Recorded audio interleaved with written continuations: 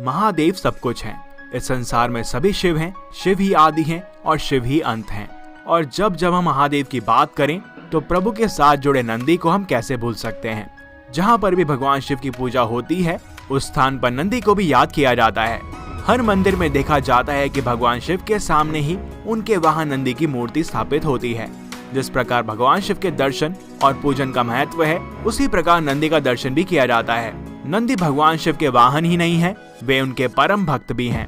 कहा जाता है कि अगर अपनी मनोकामना नंदी के कान में कही जाए तो वे भगवान शिव तक उसे जरूर पहुंचाते हैं। आपने देखा होगा कि नंदी मंदिर के बाहर विराजमान होते हैं। कहा जाता है कि नंदी बाहर इसलिए विराजमान होते हैं ताकि भक्त आसानी से उन तक अपनी बात पहुंचा सकें। तो आखिर क्यों है ऐसा, क्या है इसके पीछे की कथा, आइए जानते हैं इस वीडियो में। मगर उससे पहले हमारे चैनल को सब्सक्राइब करना ना भूलें और बोलें हर हर महादेव। शास्त्रों में इस बात का जिक्र किया गया है कि स्वयं भगवान शिव जी ने नंदी को वरदान दिया था कि जो तुम्हारे कान में आकर अपनी मनोकामना कहेगा उस व्यक्ति की सभी इच्छाएं जरूर पूरी होंगी। कहानी शुरू होती है नंदी के पिता श्रीलाद से। श्रीलाद ने जमकर भोलेनाथ की तपस्या की थी ताकि उन्हें एक संतान प्राप्त हो और उनका वंश आगे चल पाए। भगवान शिव ने उनके कठोर तपस्या से खुश होकर उन्हें पुत्र रूप में प्रकट होने का वरदान दिया। वरदान में श्रीलाद ने बैल जैसा पुत्र मांगा। कुछ समय बाद भूमि जोतते समय श्रीलाद को एक बालक मिला जिसका उन्होंने नाम नंदी रख दिया। जब नंदी को अपना अल्पायु होने के बारे में पता चला तो महादेव की आराधना से मृत्यु को जीतने के लिए वे वन में चला गया और वहां जाकर उसने शिव का ध्यान करना शुरू कर दिया। भगवान शंकर नंदी के तप से प्रसन्न हो गए और उसे वरदान दे दिया कि नंदी तुम मृत्यु और भय से हमेशा हमेशा के लिए मुक्त हो। मैं तुम्हें अजर और अमर होने का वरदान देता हूँ। नंदी कैलाश पर भगवान शिव की निरंतर सेवा और आराधना करता था। कोई भी महादेव से मिलने आता तो पहले नंदी से मिलना अनिवार्य हो गया था। फिर एक दिन श्रीलाद महादेव के पास एक अजीब विडंबना लेकर पहुँचे।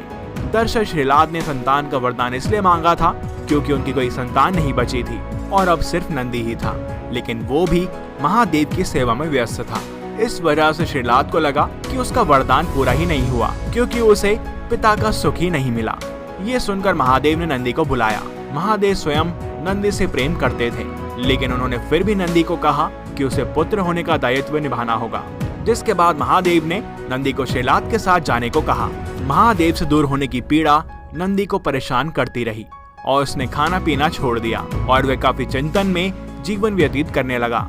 अपने पुत्र की यह दशा देखकर श्रीलाद एक बार पुनः महादेव के पास गए और उनसे प्रार्थना की कि वो नंदी को वापस बुला लें, क्योंकि वो अपने पुत्र की ऐसी दशा नहीं देख सकते थे और साथ ही उनका वंश अब इस बात का प्रतीक होगा कि भगवान शिव स्वयं उनके पुत्र से प्रेम करते हैं। क्योंकि नंदी के जाने के बाद महादेव को भी उसकी बहुत याद सता रही थी। वो भी नंदी से प्रेम करते हैं। नंदी के इस अतुल्य प्रेम को देखकर ही महादेव ने उसे वरदान दिया कि कोई भी प्रार्थना अगर महादेव तक पहुंचानी हो तो नंदी के कान में उसे बोल दिया जाए। ये प्रार्थना सीधा महादेव तक पहुंच जाएगी। यहाँ तक कि माता पार्वती ने भी भगवान शिव तक संदेश पहुंचाने के लिए नंदी के कान में ही बोला था।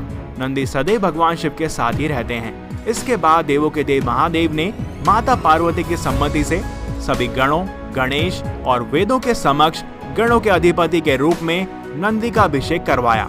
तो इस प्रकार नंदी बने नंदेश्वर। इस कथा से हमें ये पता चलता है कि महादेव अपने सच्चे भक्तों को कभी अकेला नहीं छोड़ते। पौराणिक मान्यताओं के अनुसार बाद में मरुतों की पुत्री स्वेशा के साथ उनका विवाह हो गया। कहते हैं कि शिवजी ने ही नंदी को वरदान दिया था कि जहाँ उनका निवास होगा वहाँ नंदी भी हमेशा विराजमान रहेंगे। इसलिए हर शिव मंदिर में शंकर परिवार के साथ साथ नंदी भी विराजमान होते हैं। तो ये थी नंदी की कहानी जो बाद में नंदेश्वर बने। अगर मन साफ हो और भगवान के प्रति आस्था सच्ची हो तो ही मनुष्य का उद्धार हो सकता है। तो बोलो हर हर महादेव। इस वीडियो को लाइक और शेयर करना ना भूलें। साथ ही भगवान की ऐसी अद्भुत कथाओं के बारे में जानने के लिए हमारे चैनल को सब्सक्राइब करना ना भूलें और बेल आइकन भी प्रेस करें, जिससे कि आपको हमारी लेटेस्ट वीडियोस मिलती रहें। इस वीडियो में इतना ही। मिलते हैं आपसे अगली वीडियो में। तब तक के लिए नमस्कार।